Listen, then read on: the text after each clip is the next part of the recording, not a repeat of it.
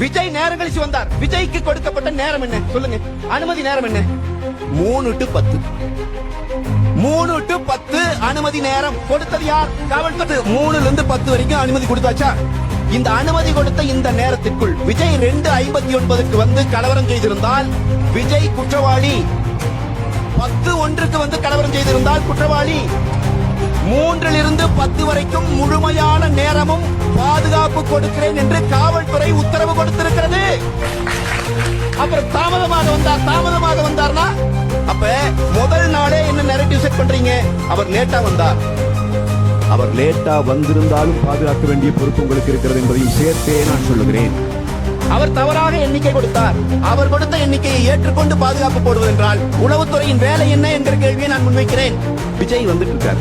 இவங்களுக்கு தெரிஞ்சிச்சு காவல்துறை. அவங்களே சொல்றாங்க, அவங்க தரப்புலே சொல்றாங்க, கூட்டம் அதிகமாயிட்டு இருக்குது, தாங்க முடியல, மிகப்பெரிய பிரச்சனை ஆகுது, குடிக்க தண்ணி இல்ல, பாட்டில் இல்ல, எல்லாம் சொல்றீங்கல்ல. போலீஸ்க்கு தெரிஞ்சிருச்சுல, விஜய் உள்ளே வந்தால் இந்த இடத்துல பெரிய அளவுல பிரச்சனை ஆகும் தெரிஞ்சிருச்சுல. நாம என்ன வெளிப்படையா கேட்கிறோம்? நாமக்கல் இருந்து கரூர் வருகிற சாலையிலே விஜயை நிறுத்தி கைது செய்வதிலே உங்களுக்கு என்ன பிரச்சனை? நீங்க என்ன பதில் சொல்றீங்க அதுக்கு? நாங்க கைது செய்து கூட்டம் நடக்கலைன்னா திமுக பயந்துருச்சு, அரசாங்க விஜயை பார்த்து பயந்துருச்சுன்னு விமர்சிப்பீங்க. அந்த விமர்சனத்தில் இருந்து திமுகவை காப்பாற்றுவது காவல்துறையின் வேலை அல்ல. அவங்க மேல விமர்சனம் வந்தா வரட்டும், ஆளுங்கட்சி விமர்சனம் வரக்கூடாதா?